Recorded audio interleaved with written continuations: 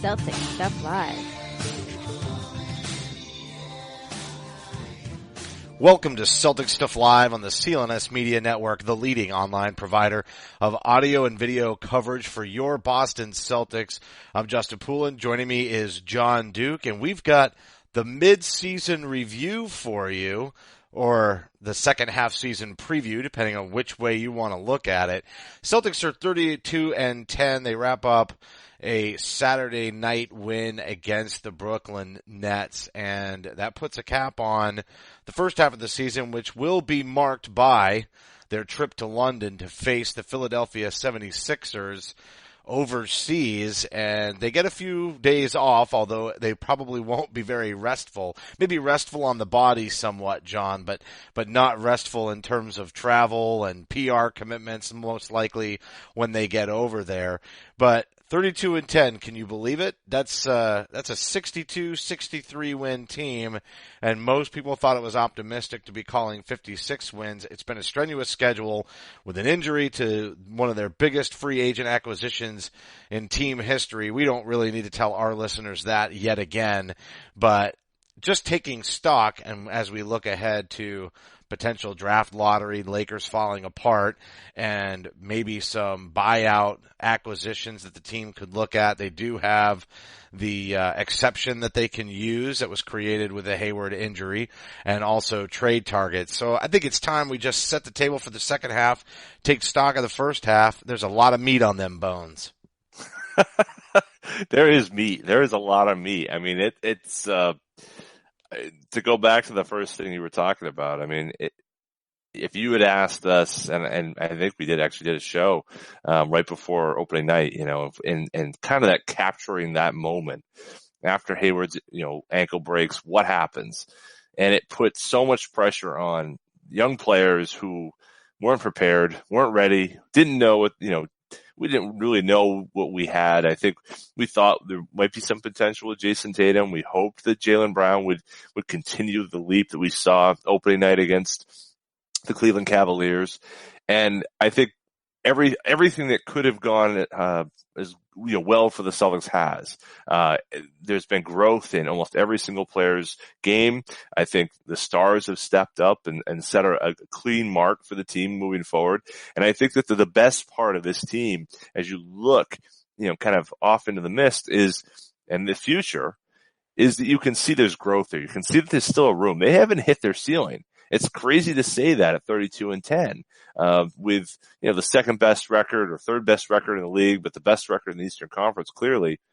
And clearly that they have room to get better, not only because they have an all-star potentially joining them, in April, May, we hope, but obviously Jason Tatum, who's doing this weird thing where he scores 14 points, 6 rebounds, 7 rebounds, and hits some of the more, important and meaningful baskets in an entire game. Ferocious baskets. Ferocious. Yes. I mean, some of the dunks that he's had recently has really put him on the map. It's really incredible. Just look at that Minnesota game, right? That throwdown over Karl Anthony Towns. I mean, come on. Give it up. And then, not to mention, ice in his veins at the end of the Brooklyn game. Maybe not as much of a competitive matchup, but Brooklyn wants to stick it to Boston. It's in their heart to do so as they try to show that they're not a failing franchise without the draft picks.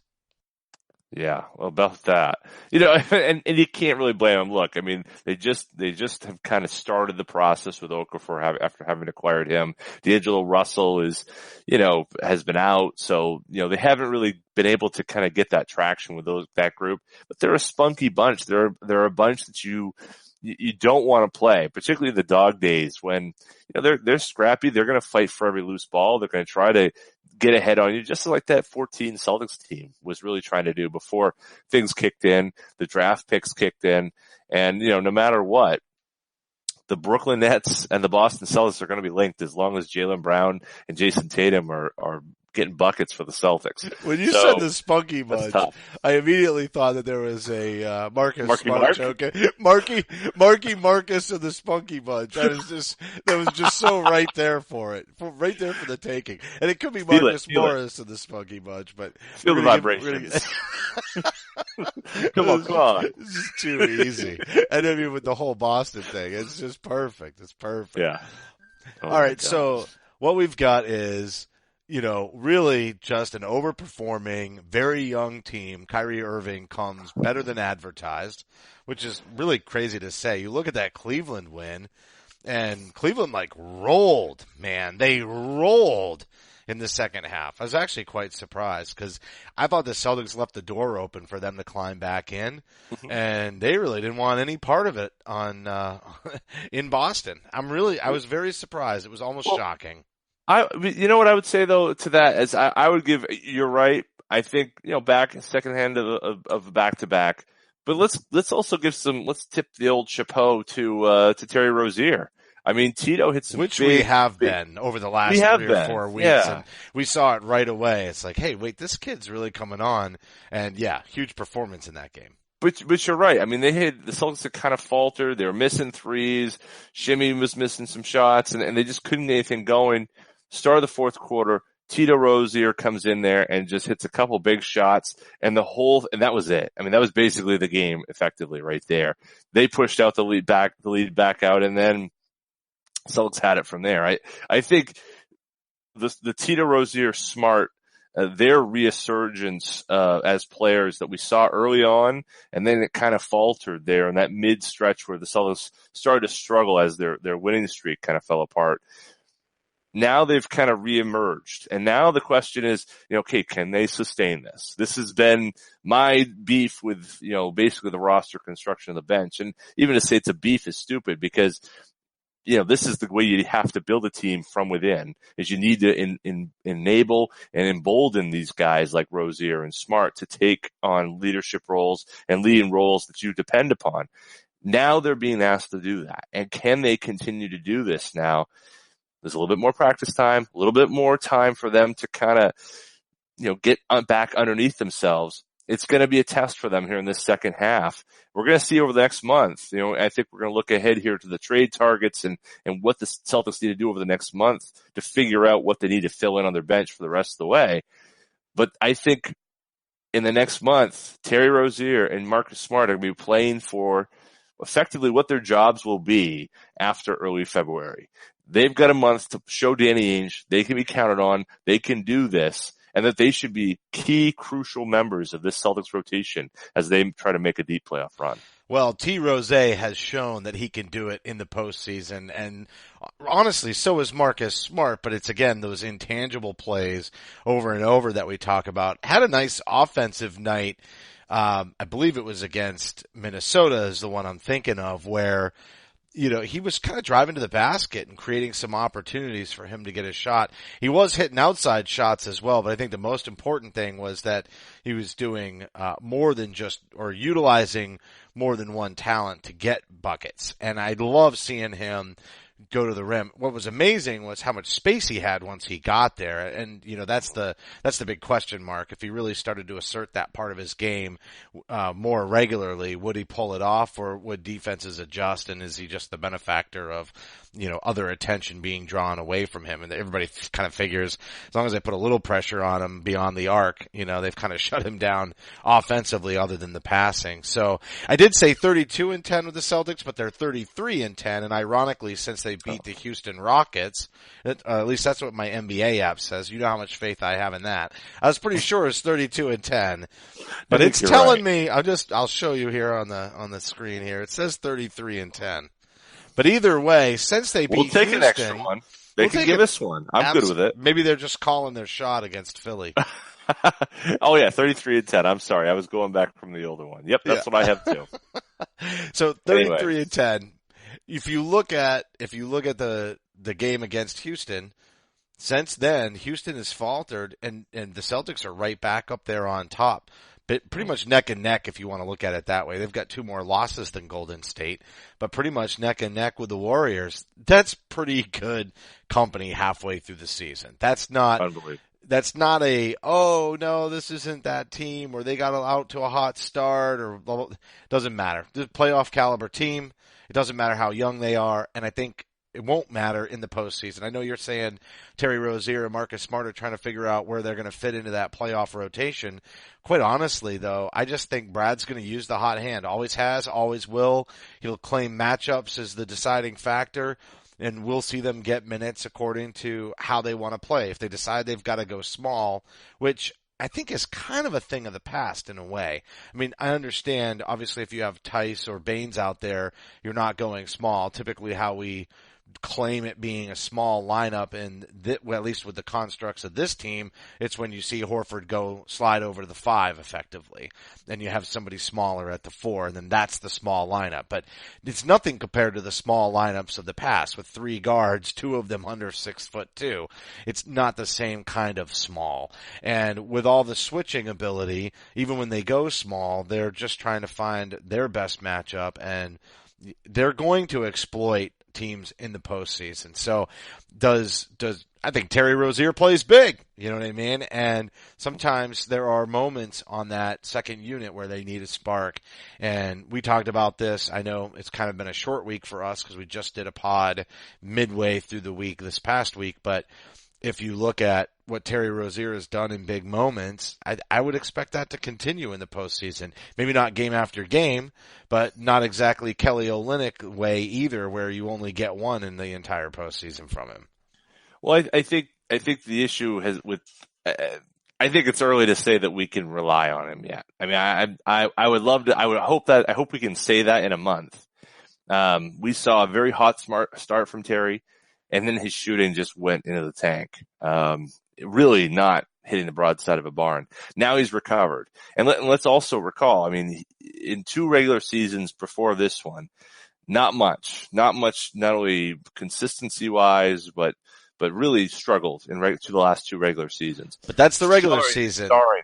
Well, it is, when but the pressure's on. you gotta play 82 games. I know what you're saying. You do, but you gotta play 82 games. But you're talking about how they play their way. They're not gonna carve out a role. They're not gonna say we're not gonna go out there and get Tyreek Evans or someone else. I mean, that's the problem. If Terry doesn't solidify his place now, they're going to go out and get somebody to fill that role, and then there's not going to be room for Terry Rozier in that playoff. If rotation. they make a move That's like that, got to make a run here right now. If they make a move like that, it's also going to be one with fiscal sense in mind. And that's really, they're very mindful that way. So if they don't like their chances of re-signing a guy in the postseason, you know, I would actually be a little more afraid if I were Marcus Smart, but they still have the right to match this offseason. So it's not that critical either. They could always look to do something like they did with Avery Bradley.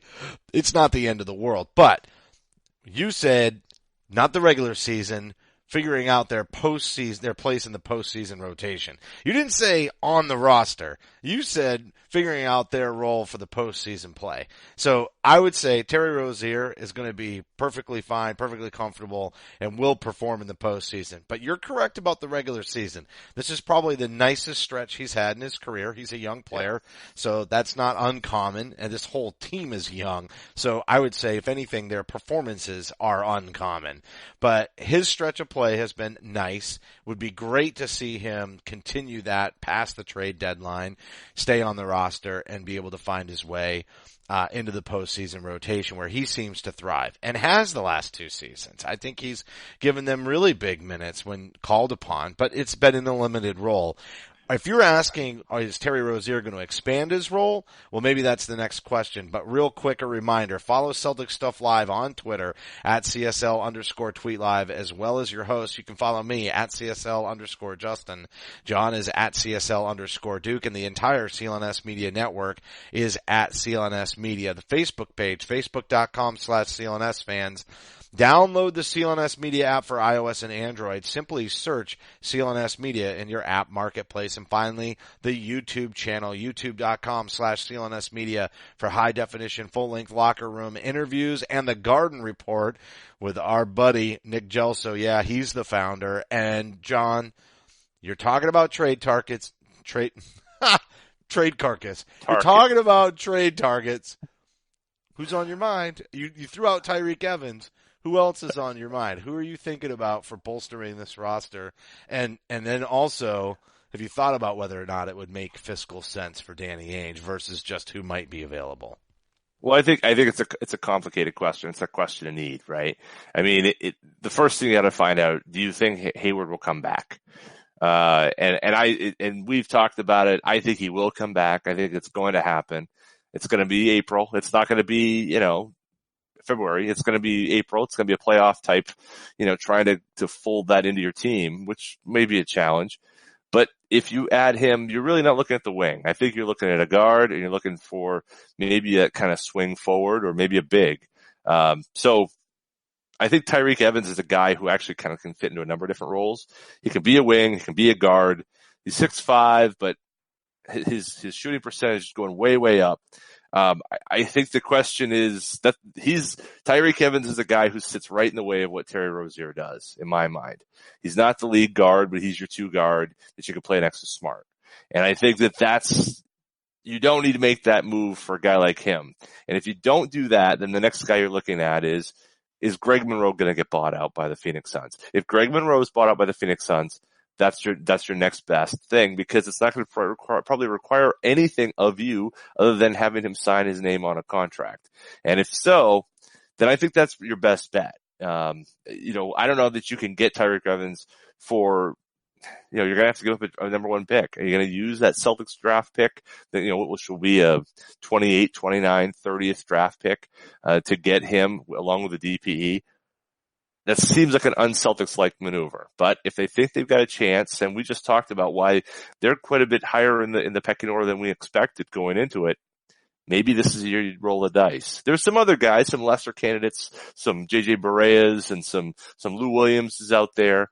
But I think why mess with the chemistry unless it's like a player that is going to be able to have an impact? I mean, that's the way I'd look at it. I definitely can see where you're coming at it with Evans, just simply from the standpoint of more veteran presence. I mean, this team is going to have a different sort of complexion in the postseason because we know the vets get the calls, and you need the steadying hand of the veteran presence just in general to be able to swing the ups and downs. You get a blowout and you get your sort of boxed into the corner a little bit in a series. It's hard for young players to dig out of that. And I'm not saying that players like Tatum and Brown aren't ready for that challenge, but I am going to say that it's a different beast. Even the way that the games are officiated, it's a different beast. So going out and getting some veterans that you can bring and add to the squad does make sense from that standpoint. Monroe, I can definitely see the appeal there because there's no long-term commitment and you've got the exception to use anyway. So that is a pickup that just would only help in bolstering that front line, because let's face it, they're a little weak on the front line. They are. And I don't know if we saw this happen the other night. We saw, that obviously Horford was out against the Nets. Baines pick up 5 fouls, and thank goodness we had some great minutes there by Daniel Tice, who did a great job there. But to close out the game, it was Shimi Ojale underneath there, and you're playing against the Nets. So admittedly, what are we really talking about here? But I think you could, what Scalar was on with Chris Mannix on the his podcast for Yahoo, and Scal said, I think what the Celtics are looking for is they're trying to get someone that they could bring in here with the player exception, the DPE, and see they can pay someone $8.5 million. Well, let's say you buy out Greg Monroe, he gets his $18 million.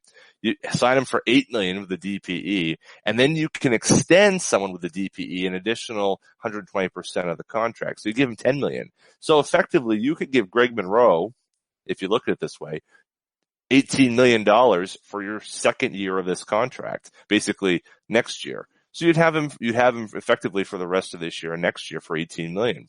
Seems like a pretty good deal, and it gets you a really good player that you're not going to really be able to get on the free agent list. He's not going to be an MLE guy that you're going to be available for. So that would be the type of guy, a passer, a guy who can get you buckets in the second half. I mean, in the second half or the second rotation there, I think that he would be a great fit here.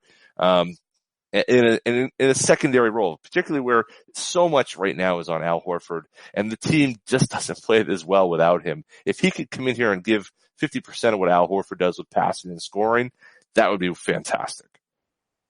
Yeah, and I don't really see it with guys like Marcus All. I know that was kind of a big rumor there for a while, but contract size and what you'd have to give up for that, it just doesn't make any sense. I think any move still has to be a move for a player young enough that the future is still kind of in play with that player, that they would have options to the point that you just, mentioned with Monroe.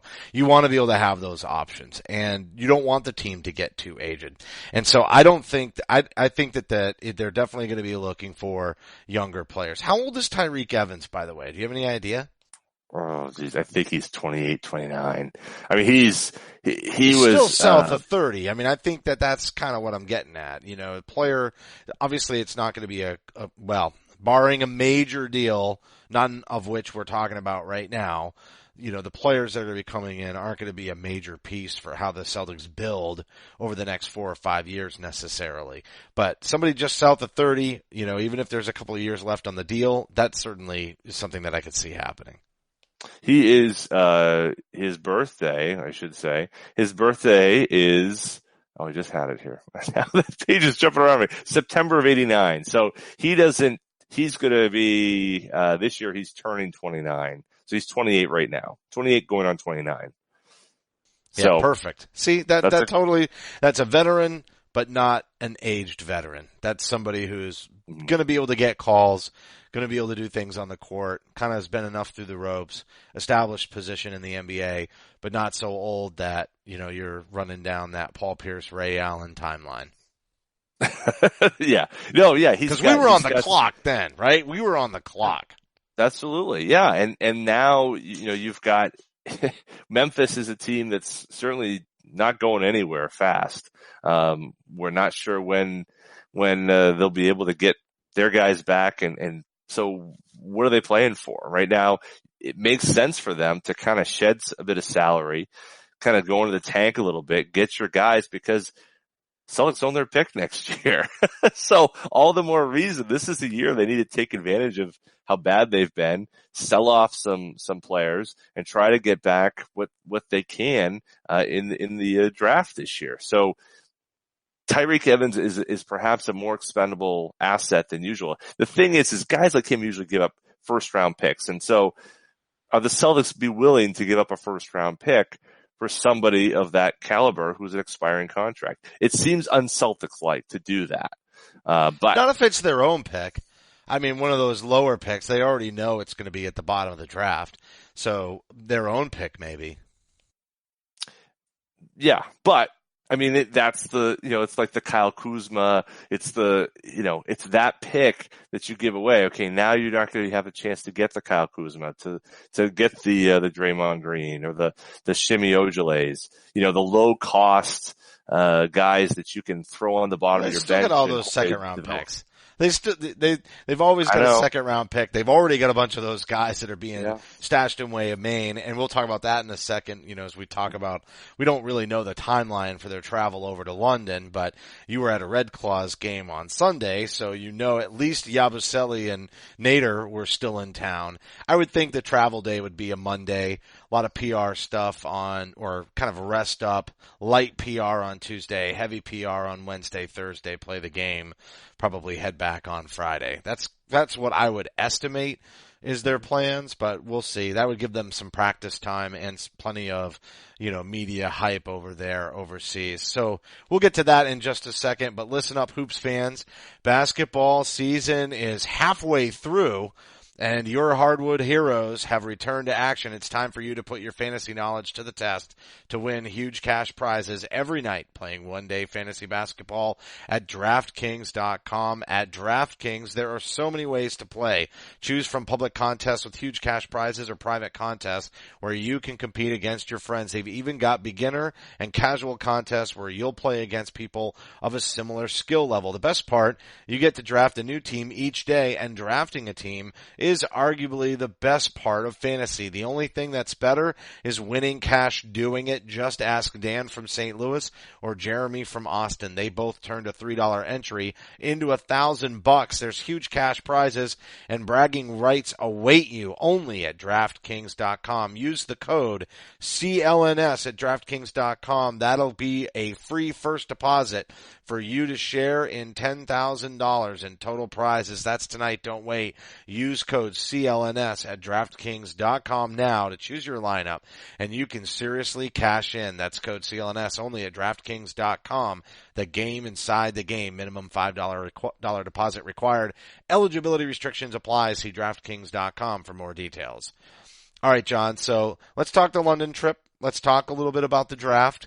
And let's make some predictions for the second half. Why don't we do that? I love it. Let's do it. I'm all up for it. I'm into it. So into it. Well, let's go, baby. I'll tell you who else is going to be into it. Right away, I can say for sure that those London folks, the Europeans, they love themselves some basketball. This is a pretty big move on the NBA's part. They've been global for a good long time in the game of basketball anyway, and their influence on it. And just look at Stephon Marbury's success over in China, right? So you just know there's going to be a lot of hype for this game. The NFL did, I think the Patriots went to Mexico City for the second time this year. So this is something that all sports are trying to do. Yeah, and I think, thank goodness this is all it is because, look at what the Celtics have had to go through in their whole schedule and really the front loading and all this to try to make sure that they aren't as negatively impacted as they could be by the schedule that goes along with just this trip. Look, it's a global game. It's the fastest growing game in the world, and it's things like this are part of the reason why. The challenge is, how do you fit in a chance for fans overseas to get a taste of it without ruining the product, the other 82 or 81 games that there are. So, I think it's a nice thing, but if it hurts the overall product, then you could argue it could have. I mean, I think they've been successful in spite of that schedule. They've been lucky because of it. They've been really lucky. I mean, from an injury standpoint. Because they were already depleted and because they were young, that they didn't have to rely on guys like Nader. When the injury happened, that was the immediate conversation. How many minutes are we going to see Nader play? How is it, but I think if you recall, I said he'd still go with a fairly tight rotation, and that actually has been, I'd say, for the most part, the way Brad's gone night in and night out. Semi Ojeley's gotten some minutes. Nader's obviously gotten out on the floor, but for the most part, they've tried to roll with a tighter rotation. The only reason that some of those minutes got extended were additional injuries, which when it was Horford and Kyrie, remember that stretch where the start was really strong after the 0-2. They were really looking solid, and then all of a sudden it's like we've got concussions syndrome and, injuries and face masks, and yet they weathered that storm. I mean, this is the year of the face mask for the Celtics. It was just insane. And yet here they are at, what the NBA app tells me is 33-10. Here they are at 33-10. And, it's really a surprise. You would think it's a surprise. Even Brown got injured twice, right? He wore a mask. Right. He's got the knee injury, right? He had the goggles going. Goggles, right? Correct. We had 2 face masks, a set of goggles. Yeah, it was a game. It was the headgear. Remember we were talking about the headgear thing, the headgear. That was definitely our best episode of the year to date. Yeah, absolutely. That was the best of CLNS 2017 compilation. No, I think that they are, as you kind of look ahead, they are now at a point where now it's a jumping off point. They're going to be able to get some practice time in here and, maybe nurse some of those injuries. I mean, look, we got Al Horford's got the bulky knee right now and he's sat out.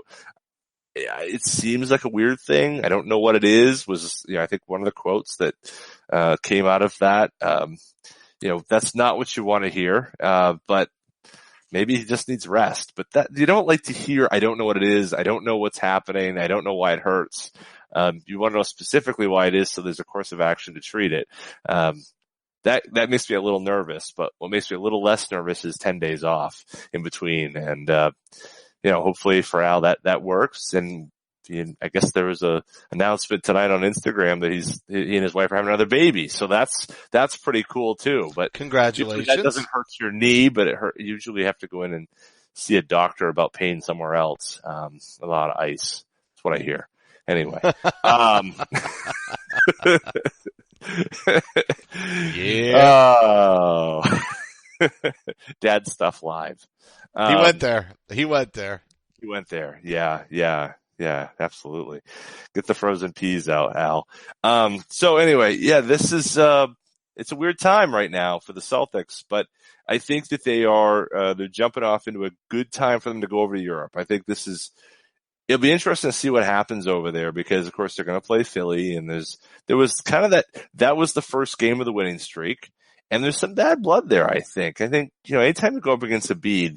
Come on, you traded down. You took their first round pick to trade down, and Markelle Fultz hasn't played, and you're looking at Tatum, and he's getting a lot of love for, All-Star Weekend potentially. That's absolutely. He's going to be on the rookie versus sophomore game. That's a foregone conclusion at this point. He probably should be in the 3-point contest since I don't know if third he's now, still, I think. Or maybe third in the league. He dropped a little bit. He had a rough week, but. Well, Mark D'Amico kind of pointed this out on Twitter that ever since he, dislocated the pinky, he's been shooting about 25% from three. So, not to say that's the only reason, but I think there's enough data to look at 7 weeks of him with a perfectly working pinky and shooting 50% from three. And then afterwards it's 25%. I think it's fair to point that. Throwing down thunderous dunks or just absolutely juking the crap out of fools. Oh my God. It's just amazing. His handle, he's such a fluid baller. It just is really incredible. And his passing, I think, is a big surprise to a lot of people. And if he continues to I saw your tweet there the other night, but I totally in agreement. If he continues to pass that way, the league better look out. If he can draw that attention and dish with that confidence, it'll be insane. Yeah, and they started to give him some of that responsibility in terms of creating from the elbow, which is that's high level stuff for a kid who's 19. Paul Pierce, Paul Pierce. Yeah, but even Paul wasn't a creator like that until he got much later in his career. You remember it was that whole aspect of creating for others was not something that he was really doing a lot of early on. It wasn't much of a luxury. Who was he creating for? Well, outside of the point. Eric Strickland. Right, exactly. Shots, no, that's not the way it goes. Brandon Hunter was pretty good. Brandon Hunter. It's crazy to me that you've got a 19-year-old you're doing that with. And like you said, you're going to go play Philly and you're going to get, he's going to get out there and show, Robert Covington and others, the business. I'm so excited for this Philly game. I will be watching it at work. I don't care. It's going to be great. And, I think, will they win? I don't know. It's a weird thing. You go over to Europe, there's PR and you're playing at a weird time of day. And it's kind of like that Sunday thing, right? The Sunday after the letdown game. You definitely, but that's really not the point of this one. This one's an easy loss to take. One thing I wanted to do and I haven't done yet is I know that they had that crazy condensed schedule before they head overseas. And I think we saw somewhere where there's like a month, the same amount of games with a month less of time. But I just wonder how much, counting the games up until Sunday's game against the Nets and then incorporating this full week influences that. But I still think it's an easier schedule down the stretch regardless. Maybe not immensely easier. It might be skewed a little bit with this travel, but I do think it's still a lighter schedule. I'd love to know how many games and how many nights, pre and post this trip, right? So it ends with the Nets game and starts with the first game back. I actually don't know who they face when they first come back, but that's what Pelicans. Pelicans the day after Martin Luther King Day. Right. Yep. So, I still think it's going to be a lighter schedule. I think they're going to be able to practice more. It should be less harsh on the body. All those things really matter. So if they lose the game against Philly, I'm kind of like, no big deal. I don't think they will, but it's a wild card with everything that's going on. Yeah, no question about it. And the Celtics, to give you a sense, they have 5 back-to-backs in the second half of the season. They had, if my count's right, they had 8 in the first half. So that makes an impact. And you've got over a week off at the All-Star break. So they're going to play a month, in between this Philly weirdness. And then there's a month after that. Then they got the All-Star break, so they're off there for a week. They're going to be rested as well as you can expect. And then March is a bit more of a slog. And as I said, there's 2 of the back-to-backs are in April. So it's, there's going to be some rough stuff there, middle of March going into to late April. But listen, I mean, compared to what they've been through, this is cake, and there's more games against Toronto coming up. More of they're going to have a West Coast trip that they're going to go on and head out, but that's a little bit later. They're actually heading out. They got 4 games, at the end of March. Usually they have that kind of right around more mid-March. It's usually more mid-March, not right at the end, but they do get that West Coast swing in March almost every single season. So listen, with 10 minutes left in the show, let's talk a little bit. I know you're watching college ball. I know you're watching Duke because that's your team. And, I have no college affiliation. I'm not that, I don't watch that much college basketball. I've already watched more college basketball this year than ever before. You would have thought last year was the year I was going to catch the most games, but I just caught Duke, a handful of times last year, and I caught some games. Obviously, everybody catches some in the tournament, but I caught on to Tatum, and I think we talked a little bit. Definitely, I'm loving Bagley, but I did get to watch DeAndre Ayton, and I haven't watched Bomba yet, but that's a player I definitely have my eyes on. I've watched YouTube clips of Trae Young, who does have one of the quickest releases I've ever seen. He's going to be a great player at the next level. I'm not sure how well he fits in with the Celtics. I definitely think you take best player available. So if they decide that he's the best player available, that's who you got to go with. The need seems to be more on that big side though. So you're looking at Ayton, you're looking at Bagley, you're looking at Bomba. I haven't seen Bomba live, but I have watched some of the YouTube clips, and he's just freakish defensively. And I think that's what excites me about him. I got to see a game, and my preference right now is Bagley. Was a little disappointed, even though Ayton had a huge night when I watched him. I think it was last Thursday on ESPN. He still had a huge night, but I felt like sometimes there were just rebounds that were like just gliding past his hands that he wasn't getting his hands on. And it's probably a ridiculous criticism. And he's still, you can see the freakish athleticism that's there and what he could be. But what I love about Bagley is just the drive and determination is so clear. The hustle is so clear. And he still has that freakish athleticism to go along with it. But Bomba, I just feel like the Celtics could use a major defensive player. Does he necessarily belong at pick number 3 if the Lakers wind up with that selection and convey it over to the Celtics, or number 2? I don't know. We see him more in that 5-6 range for the most part, but he could be a game changer on the defensive end. Well, let's start with all the caveats right now, right? First of all, Tatum was not number 1 on 99% of all the boards out there, right?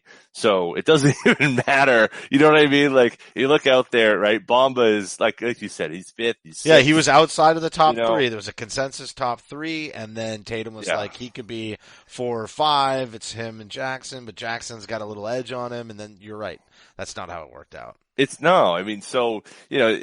a bit of a throw everything out that aspect to it, but let's look at what the Celtics need, right? And I always think, well, you don't look at the need first because, Danny's going to take best player available. That you can tell that by he takes 3 point guards in a row, right? So he doesn't care about that. But if you're going to take a big, I think the big position, you've got to find somebody who's got multiple skills, right? That's the way you keep a big on the floor. I mean, look at Andrew Bogut right now. Andrew Bogut just gets cut by the Lakers. He's a veteran. He's big. He can rebound. I see you setting the table. I already know where you're going. You're setting the table. Man. No, I'm just saying. So funny. Saying. Oh, come on. No, I think it's true. I would say this even if anybody was in this position. But like, I feel like right now in this the fact league, that I already know where you you're don't, going without you saying the no, name no, you is don't. phenomenal. You Yes, don't. I You don't know where I'm going do. to go. I'm just Okay. saying, I feel like Bomba may be out of the picture in part because he doesn't have enough skills. He's not as enough of a passer. He's not enough of the outside scorer that I think today's game is calling for. Yeah, too Having said that, one-dimensional. I see what you're saying. Tatum is the guy. I mean, Tatum showed things in the NBA we never saw in college, or very rarely. So I put that on pause, and there may be things that you see in other settings, not in Texas, that it may work. But just from what I've seen, I don't think that's the guy. I think you got to find somebody who's multidimensional as a big. I think Bagley fits that role. I think Ayton can fill that role. I don't think either one have shown the imagination in terms of passing. I'm not sure we saw that from Horford at Florida, to be honest with you. So I think that's something that a guy like that can grow into. I think Ayton is a bit more traditional in terms of his size. I think in terms of size, he's ready to play right now and play a lot because if he's 260, he's a good, big, thick build. Yeah, he kind of looks like Embiid. I know he doesn't play like Embiid. Yeah. Well, exactly. I mean, there are some similarities, but Embiid's maybe not quite the same athlete, but he's much more fluid, right? He's fluid and he's longer. Like he's kind of got that Tatum like, Mr.